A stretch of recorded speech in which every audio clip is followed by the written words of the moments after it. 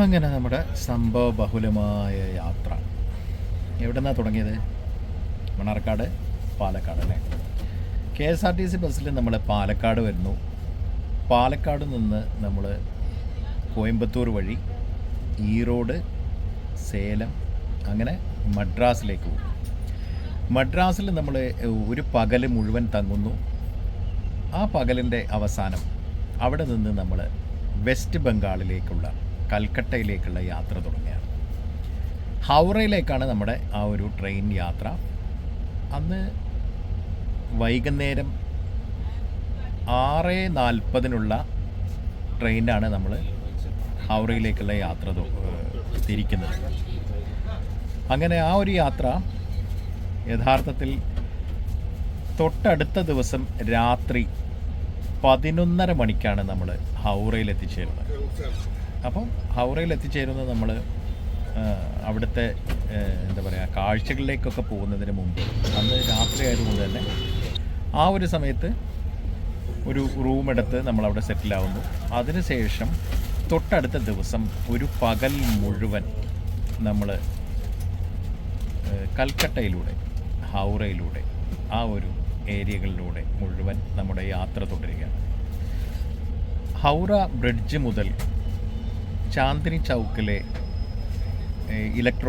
Electrical market മുതൽ അങ്ങനെ ആ ഒരു പ്രദേശത്തുള്ള, അല്ലെങ്കിൽ ഏറ്റവും തൊട്ടടുത്തുള്ള ആ ഒരു ഭാഗങ്ങളെ മുഴുവൻ കോർത്തിണക്കിക്കൊണ്ട് ഈഡൻ ഗാർഡൻ അടക്കമുള്ള ഒരുപാട് സ്ഥലങ്ങൾ നമ്മൾ സന്ദർശിക്കുകയുണ്ടായി, ചെറുതും വലുതുമായിട്ടുള്ള. വെസ്റ്റ് ബംഗാളിൻ്റെ ഭക്ഷണ വൈവിധ്യം വളരെ കുറഞ്ഞ തോതിലെങ്കിലും നമ്മൾ അതും ഒന്ന് ആസ്വദിക്കാനായിട്ട് ശ്രമിച്ചിട്ടുണ്ട് എന്നുള്ളതാണ് യാഥാർത്ഥ്യം. അതേപോലെ തന്നെ വിവിധ തുറകളിലുള്ള ആളുകളുമായിട്ട് സംസാരിക്കാൻ കഴിഞ്ഞു. ആ കൂട്ടത്തിൽ ഇതേപോലെ വ്യത്യസ്തരായിട്ടുള്ള ഒരുപാട്, ഇപ്പോൾ മെൻ്റലി എന്താ പറയുക, ഫിസിക്കലി ഒക്കെ ചില വെല്ലുവിളികൾ, മാനസിക വെല്ലുവിളികളും ശാരീരിക വെല്ലുവിളികളും നേരിടുന്ന ആളുകളടക്കമുള്ള ആളുകളുമായിട്ടൊക്കെ നമ്മൾ സംസാരിക്കുകയും അതേപോലെ അടുത്ത് ഇടപഴകാൻ നമ്മൾ ഇതേപോലെ ശ്രമിക്കുകയൊക്കെ ചെയ്ത ചില സന്ദർഭങ്ങളുണ്ടായി. അത് ട്രെയിനിലും അതെ കേട്ടോ, ചില ആളുകളുടെ ചില സൗഹൃദങ്ങൾ രൂപപ്പെട്ടതും, പ്രത്യേകിച്ച് മദ്രാസിൽ നിന്നുള്ള നമ്മുടെ പ്രിയപ്പെട്ട ഭാസ്കർ കൽക്കട്ടയിൽ ജോലി ചെയ്യുന്ന ആളാണ്. അപ്പോൾ ചില ഏരിയകളിൽ നമ്മൾ ഇതേപോലെ കറങ്ങുന്ന സമയത്ത് നമുക്ക് ഈ ഗ്രൗണ്ട് സപ്പോർട്ട് ഇല്ലാത്തത് കൊണ്ട് തന്നെ അവിടെ ഒരു ഗ്രൗണ്ട് സപ്പോർട്ടായിട്ട്, ഒരു പവറായിട്ട് നമ്മുടെ കൂടെ ഭാസ്കർജി കട്ടക്കുണ്ടായിരുന്നു കേട്ടോ. അതുപോലെ തന്നെ മനോഹരമായ ഒരു യാത്രയായിരുന്നു നമ്മുടെ ട്രാം യാത്ര. ട്രാമിൻ്റെ യാത്രകളൊക്കെ യഥാർത്ഥത്തിൽ ഹൗറയിൽ അല്ലെങ്കിൽ ആ ഒരു കൽക്കട്ടയിൽ ഈ പറയുന്ന ഭാഗങ്ങളിലൊക്കെ റെസ്ട്രിക്റ്റ് ചെയ്തിട്ടുണ്ട് ഇപ്പോൾ. കാരണം ട്രാം ഒരു ട്രഡീഷണൽ, ഒരു പൈതൃകത്തിൻ്റെ ഭാഗം എന്നുള്ള തരത്തിൽ മാത്രമാണ് ഇപ്പോൾ ട്രാം ഓടിക്കുന്നത്. അത് എല്ലാ റൂട്ടിലും ഇല്ല. റൂട്ടുകളൊക്കെ റെസ്ട്രിക്റ്റ് ചെയ്തിട്ടുണ്ട്. വളരെ കുറഞ്ഞ സ്ഥലം മാത്രം ഓടുന്നു.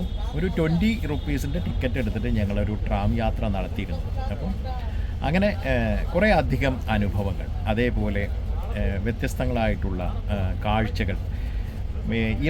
ഇലക്ട്രിക്കൽ ഐറ്റംസുകൾക്കൊക്കെ വളരെ വിലക്കുറവ് നമുക്ക് നേരിട്ട് അനുഭവപ്പെടും എന്നുള്ളതാണ്. പിന്നെ ഈ മൊബൈൽ ആക്സസറീസൊക്കെ ഉണ്ടല്ലോ, അതൊക്കെ നിങ്ങൾക്ക് ഇതേപോലെ അവിടെ പോവുകയാണെങ്കിൽ മാത്രമേ അതിൻ്റെ ഒരു വൈഡ് കളക്ഷൻസ് നമുക്ക് മനസ്സിലാക്കാൻ പറ്റുള്ളൂ. നമ്മളിവിടെ 500 രൂപയ്ക്കും 1000 രൂപയ്ക്കൊക്കെ ഓൺലൈനിൽ പർച്ചേസ് ചെയ്യുന്ന സാധനം വെറും 50 രൂപയ്ക്ക് നമുക്ക് ഹോൾസെയിൽ വാങ്ങിയെടുക്കാൻ പറ്റും. അതിലും കുറഞ്ഞ വിലയ്ക്കും പറ്റും. സിംഗിൾ പീസൊക്കെ 50 രൂപ മുതൽ നമുക്ക് കിട്ടുന്നുണ്ട്, ഹോൾസെയിൽ റേറ്റിൽ തന്നെ കിട്ടുന്നുണ്ട്. അതേപോലെ തന്നെ ഇലക്ട്രിക്കൽ എക്യുപ്മെൻറ്റ്സ്, ടൂൾസ് എല്ലാം വളരെ ചീപ്പാണ് കേട്ടോ. ഫ്രൂട്ട്സ്, വെജിറ്റബിൾസ് പോലുള്ള സംഗതികളൊക്കെ നമ്മുടെ നാട്ടിലെ പോലെ ഏകദേശം അതേ വില തന്നെയാണ് തോന്നിയത്. അതിൽ ഇഞ്ചി മാത്രം കുറച്ച് വില വ്യത്യാസമുള്ളതായിട്ട് തോന്നി. 80 രൂപയെങ്ങാണ്ട് കിലോ വില പറഞ്ഞു. അങ്ങനെ നോക്കുകയാണെങ്കിൽ ഭക്ഷണ കാര്യങ്ങൾക്കൊക്കെ അത്യാവശ്യം നമ്മുടെ നാട്ടിലെ, കേരളത്തിലെ അതേ റേറ്റ് തന്നെയാണ് യഥാർത്ഥത്തിൽ ബംഗാളിലും ഈടാക്കുന്നത്. പ്രത്യേകിച്ച് ട്രെയിൻ ഫുഡ്, അല്ലെങ്കിൽ നമുക്ക് റെയിൽവേ സ്റ്റേഷനുകളിൽ കിട്ടുന്ന ഫുഡൊക്കെ സാധാരണഗതിയിൽ നമുക്ക് എല്ലായിടത്തും കിട്ടുന്ന ആ റേഞ്ച് തന്നെയാണ്. 100 രൂപ 120 രൂപയ്ക്ക് ബിരിയാണി എന്ന പേരിൽ ഒരു സംഭവം കിട്ടുന്നുണ്ട്. അത്രേ ഉള്ളൂ. അതൊരു ബിരിയാണിയാണെന്നൊന്നും പറയാൻ പറ്റില്ല. ബംഗാളിൽ പോയിട്ട് ഈ ഒരു ദിവസം കൊണ്ട് എന്ത് യാത്ര എന്ന് നിങ്ങൾക്ക് തോന്നുന്നുണ്ടാവും. പക്ഷേ നമ്മളിതൊരു ട്രെയിൻ യാത്ര മാത്രമായിരുന്നു, ഒരു ട്രാവൽ യാത്രകൾ അല്ലേ, ഒരു ട്രാവൽ എന്ന് പറയുന്ന കാറ്റഗറിയിൽ ഉൾപ്പെടുത്താവുന്ന ജസ്റ്റ് ഒരു യാത്ര മാത്രമായിരുന്നു എന്നുള്ളതാണ് യാഥാർത്ഥ്യം. അപ്പോൾ അതുകൊണ്ട് തന്നെ നമ്മൾ കാര്യമായിട്ട് ബംഗാൾ സ്റ്റേ ചെയ്യാൻ ശ്രമിച്ചിട്ടില്ല. അവിടെ നിന്ന് നമ്മുടെ യാത്ര ഈ പറയുന്ന ചില പ്രത്യേക സ്ഥലങ്ങളിലൂടെ മാത്രം ഒരു യാത്ര നടത്തുകയും തിരിച്ച് വളരെ പെട്ടെന്ന് തന്നെ ഒരു മടങ്ങി പോക്കുമാണ് നമ്മൾ ജസ്റ്റ് ഒരു ചേഞ്ച് അതിന് വേണ്ടി ഒരു യാത്ര നടത്തിയെന്ന് മാത്രമേ ഉള്ളൂ. അപ്പം ആ തരത്തിൽ വെറും 6ാമത്തെ ദിവസം തന്നെ തിരിച്ച് നമുക്കിവിടെ എത്താൻ പറ്റി എന്നുള്ളതാണ് യാഥാർത്ഥ്യം. അപ്പം ഇപ്പം നമ്മൾ തിരിച്ച് മടങ്ങിയുള്ള ആ ഒരു യാത്ര തുടങ്ങിക്കഴിഞ്ഞിരിക്കുകയാണ്. അപ്പം ഹൗറയിലെത്തിയ നമ്മൾ ട്രെയിനിൽ അവിടെ നിന്ന് നമ്മൾ തിരിച്ചുള്ള ട്രെയിൻ വരുന്നത് ഷാലിമാറിൽ നിന്നാണ്. അപ്പോൾ ഷാലിമാർ റെയിൽവേ സ്റ്റേഷനിൽ നിന്ന് നമ്മൾ ഈ ഒരു യാത്ര തുടങ്ങുകയും ഷാലിമാറിൽ നിന്ന് ഇതേപോലെ തിരിച്ച്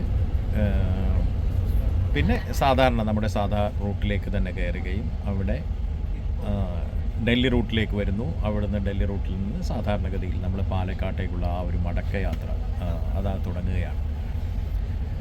അതും കഴിഞ്ഞ് ഇപ്പോൾ ഈ പറയുന്ന പോലെ ഇനി ഏറ്റവും തൊട്ടടുത്ത് ഈറോഡ്, അതേപോലെ ഇനിയുള്ളത് ഏതൊക്കെയാണ്, കോയമ്പത്തൂർ, പാലക്കാട് 2 സ്റ്റോപ്പുകൾ മാത്രമാണ് ഇനിയുള്ളത്. ഏറ്റവും അടുത്ത് നമ്മൾ പാലക്കാട് ഇതേപോലെ ട്രെയിൻ ഈ ഒരു യാത്ര പാലക്കാട് അവസാനിക്കും.